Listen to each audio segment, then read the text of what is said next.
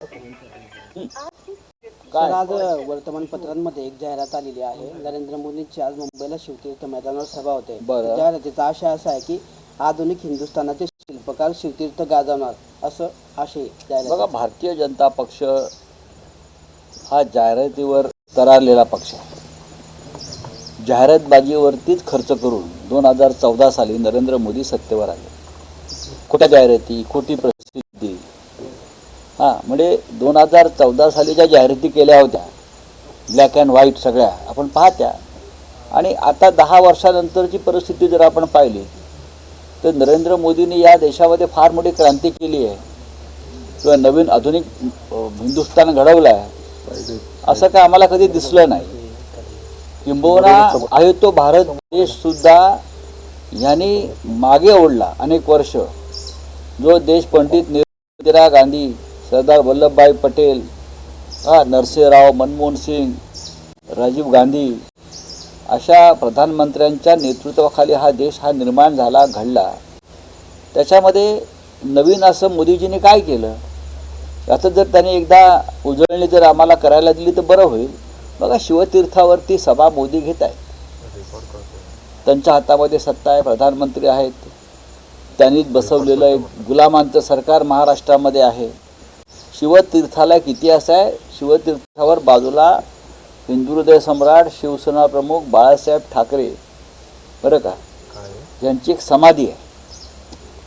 त्यांना स्मरून मोदींनी सांगावं की महाराष्ट्र तोडण्यासाठी, मुंबईचं महत्त्व कमी करण्यासाठी त्यांनी शिवसेना तोडली की नाही हे त्यांनी आपल्या छातीवर हात ठेवून सांगायचं. आज त्यांच्यात जर तेवढी हिंमत असेल तर आम्ही पाहू. मोदी येतील आणि जातील. हो, मोदी ताबडतोब उद्या प्रचार संपल्यावरती ब्राझीलला चालले. ब्राझीलवरून ते आणखीन 2 देशात चालले. हा आधुनिक हिंदुस्थानचा शिल्पकार या देशामध्ये असतो का? एकतर तो प्रचारात असतो, ग्रामपंचायतीपासून लोकसभेपर्यंत. कोणती निवडणूक असली की भाजपवाले त्यांना प्रचारामध्ये उतरवतात, आणि प्रचार नसेल तर मग ते जागतिक दौऱ्यावर असतात आणि जगात फिरत असतात. त्यांच्या जाहिरातीवरती लोकांचा विश्वास नाही. मोदी असतील, अमित शहा सारखे असतील बडे नेत्यांना महाराष्ट्रात प्रचार करावा लागतोय, याकडे तुम्ही काय? त्यांनी पथारीच पसरलेली आहे महाराष्ट्रामध्ये. कारण त्यांना माहिती आहे की महाराष्ट्र त्यांना भीक घालत नाही, आणि महाराष्ट्राचं निवडणुका लागताच. मी तुम्हाला परत सांगतो, महाराष्ट्रामध्ये भारतीय जनता पक्षाचा पराभव होतो आहे, आणि हा पराभव होतात म्हणजे आमचं सरकार येतात पुढल्या 6 महिन्यामध्ये नरेंद्र मोदींचं दिल्लीतलं सरकार डळमळीत होत आहे. अख्ख्या देशाचं लक्ष महाराष्ट्रावर लागलं, या निकालाकडे लागलेलं आहे. म्हणून नरेंद्र मोदी, अमित शहा, त्यांचं अख्खं केंद्रीय मंत्रिमंडळ, गुजरातचं मंत्रिमंडळ हे संपूर्ण राज्यामध्ये फिरत आहे. आम्हाला खात्री आहे की उद्धव ठाकरे यांच्या नेतृत्वाखाली या राज्यामध्ये महाविकास आघाडीचं सरकार येत आहे. बॅग तपासणीच्या मुद्द्यावरून सध्या राजकारण चांगलं ढवळून निघत आहे. उद्धव ठाकरेंची बॅग तपासणी झाल्यानंतर राज ठाकरेंनी म्हटलं की काहींचा रडू असा शोध चाललेला आहे. ठीक आहे, राज ठाकरेंच्याकडे फार गांभीर्यानं पाहण्याची गरज नाही. गेले 25 वर्ष तर रडतातच आहे, आणि त्यांच्या रडण्याला काय राज्याची जनता फार महत्त्व देत नाही. सुनील केदार रामटेकमध्ये बंडखोरी करणार आहे. उद्धव साहेबांच्या विरोधात काँग्रेसची बंडखोरी होणार आहे रामटेकमध्ये. झालेली आहे ना, करायची काय? रामटेकमध्ये काँग्रेस पक्षाचे राजेंद्र मुळूक यांनी बंडखोरी केलेली आहे, आणि आम्ही त्यांना विनंती केली की बाबा तिथे महाविकास आघाडीचा अधिकृत उमेदवार आहे विशाल बरबटे, तुम्ही त्यांच्या पाठीशी उभं राहिलं पाहिजे. पण महाराष्ट्रामध्ये काही ठिकाणी आमच्या सहकाऱ्यांनी त्यांचे उमेदवार उभे केले आणि ते मागे घेतलेले नाहीत.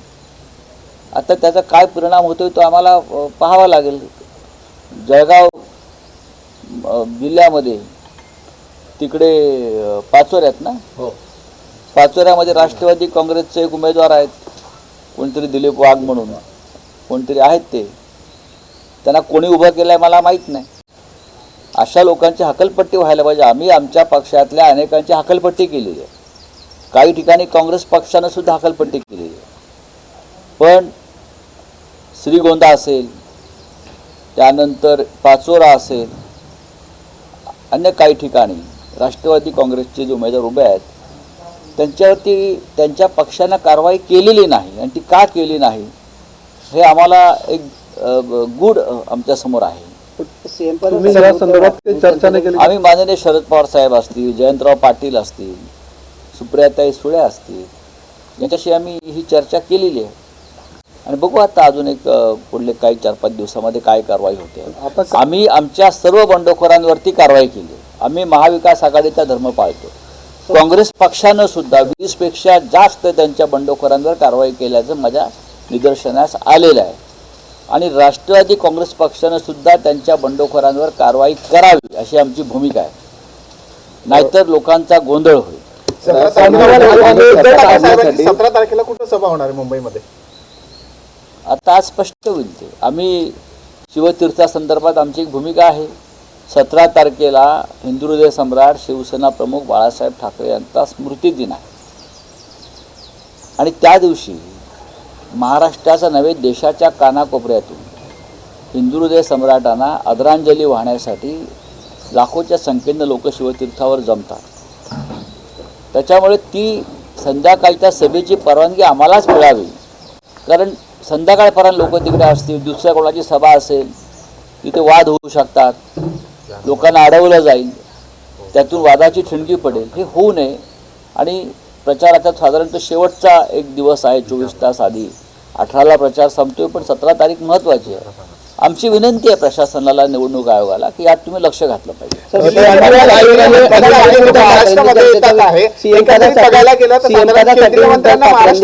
विश्वास तोडला.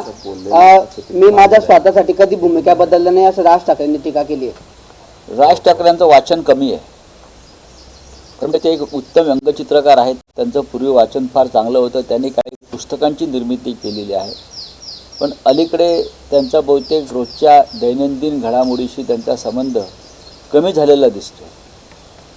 साहेब, कर्नाटकातील काँग्रेस, तुमचा प्रश्न परत सांगा मला. आता प्रश्न असा होता की वरळीच्या सभेत राज ठाकरे उद्धव ठाकरे बोलले की सीएम पदासाठी उद्धव ठाकरे. आता माझं उत्तर आहे का?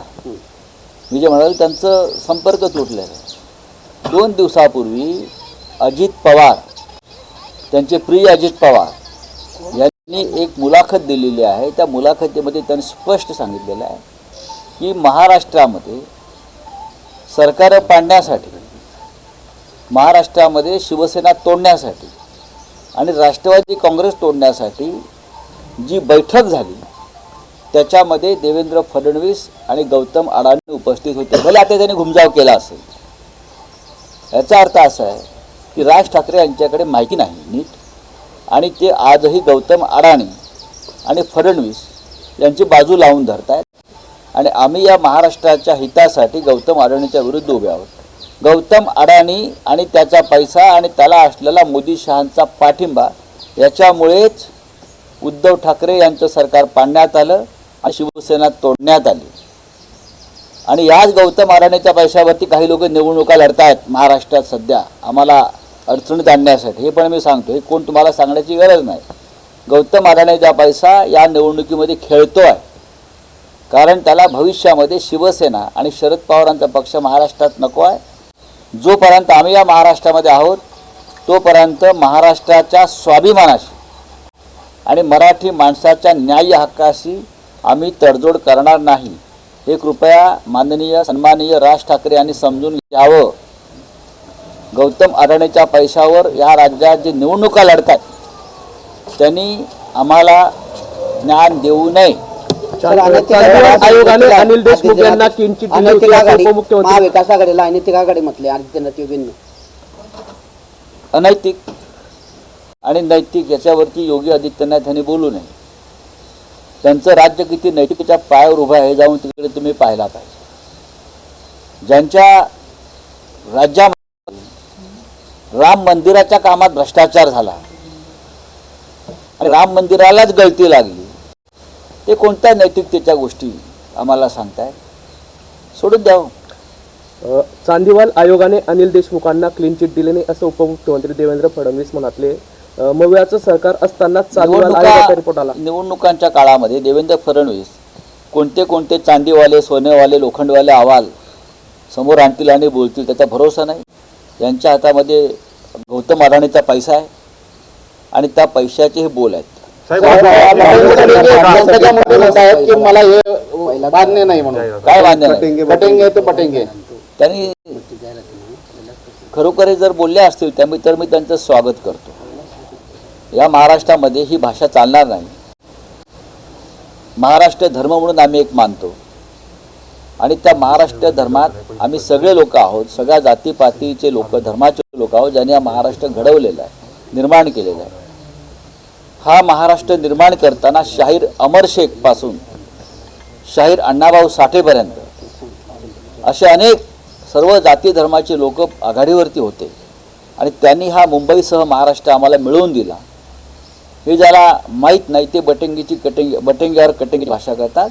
पंकजा ताईचं मी अभिनंदन करतो. चला असं म्हटले की राहुल गांधींच्या हातात जे संविधान आहे ते बनावट आहे, त्यातली आतली सगळी पानं कोरी आहे असं कोण म्हणताय? अमित शहा काही म्हणतात, याचं डोकंच कोरं आहे बरं का. त्यांना सगळंच कोरं दिसणार. या देशाच्या संविधानाचा हा अपमान आहे अमित शहा बोलतायत ते.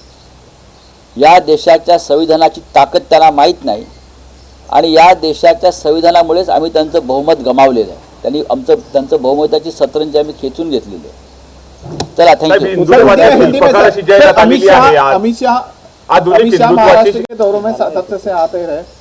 कोणाला म्हणताय शिल्पकार? आज दैनिकात जाहिरात आहे. असू द्या ना, हे तुम्ही जाहिरात देऊन नाही, लोकांनी स्वीकारलं पाहिजे. या देशाच्या आधुनिक भारताचे शिल्पकार हे पंडित नेहरू, इंदिरा गांधी, लालबहादूर शास्त्री, मनमोहन सिंग आणि नरसिंहराव आहेत. या देशाच्या जनतेला माहिती आहे. ज्यांनी फक्त या देशामध्ये 10 वर्षात जातीय दंगे, धार्मिक दंगे, विद्वेष भडकवला. या देशामध्ये बेरोजगारीचा आगडोंब उसळवला. शेतकऱ्यांच्या आत्महत्या उड्या डोळ्याने पाहिल्या. दंगलीला खतपाणी घातलं. त्यांना जर कोणी आधुनिक हिंदुस्थानचे शिल्पकार मानत असतील तर त्या शिल्पकाराची व्याख्या आम्हाला बदलावी लागेल. लावणीला बांधला, मी धाडस केले, धनुष्यबाण सोडून आणला असं मुख्यमंत्री एकनाथ शिंदे. हो, तो धनुष्यबाण घेऊन ते मोदीच्या चरणावरती बूट चाटत असलेले आहे. धनुष्यबाणाचा इतिहास जमा झालेला आहे. लोकांच्या मनामध्ये शिवसेनेची मशाल पेटलेली आहे. साहेब, काँग्रेसचं सरकार पाडण्यासाठी 50 आमदारांना 50 कोटी रुपये दिले जात आहे कर्नाटकमध्ये, असं तिथल्या मुख्यमंत्र्यांनी आरोप केला. गौतम अडाणीचा पैसा कुठे जाऊ शकतो? या देशामध्ये जे राजकारण सुरू आहे महाराष्ट्रासह, तिथे मोदी शहांचा पैसा म्हणजेच गौतम अडाणीचा पैसा.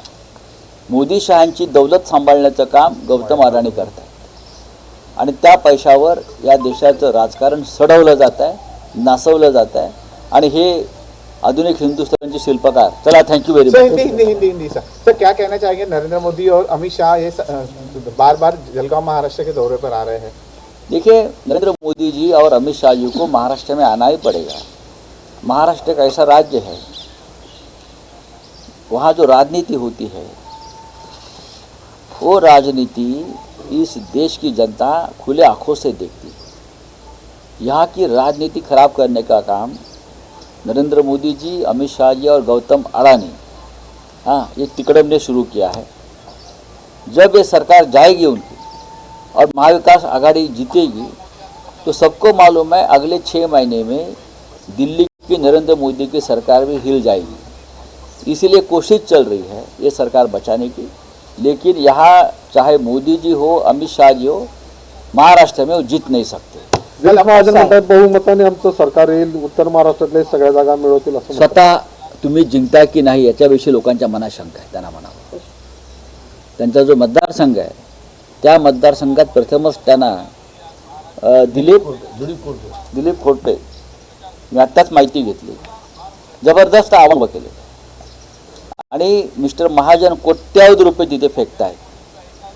इतका मोठा विकास पुरुष स्वतःला मानतो आणि अजूनही त्यांना पैसे टाकून निवडणुका जिंकाव्या, लढवाव्या. ते गुलाबराव पाटील आणि या भागातले बहुतेक सगळे गद्दार या वेळेला पराभूत होत आहेत. अजित पवार बोललेत काल की साहेबांची शेवटची निवडणूक आहे. या वक्तव्यावरून खूप म्हटलं जात आहे की अजित पवार हे स्वतः मुलासारख्या. माझ्या माहितीप्रमाणे अजित पवारांची बहुतेक शेवटची निवडणूक आहे. एकनाथ शिंदे, अजित पवार आणि त्यांच्यासह जे काही गद्दार लोक आहेत त्यांना परत या राज्यात निवडणुका लढण्याचं धाडस होणार नाही अशा प्रकारचा निकाल या राज्याची जनता देईल याची मला खात्री आहे आणि तेच वातावरण मला सर्वत्र दिसते. धन्यवाद. ज्यादा जाएगा सर, आखिरी सवाल उद्धव ठाकरे जी की सभा 17 तारीख को कहाँ पर होने वाली? आज शाम को पता चलेगा आपको. Thank you sir.